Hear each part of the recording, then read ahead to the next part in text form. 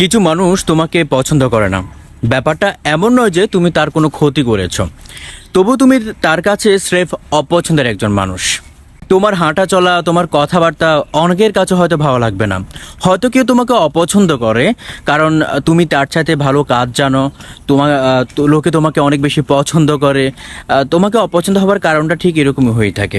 যেমন ধরো, তোমার চুল খানিকটা তার সাথে লম্বা কিংবা ছোট, তোমার গায়ের রং খানিকটা তার সাথে উজ্জ্বল কিংবা অনুজ্জ্বল।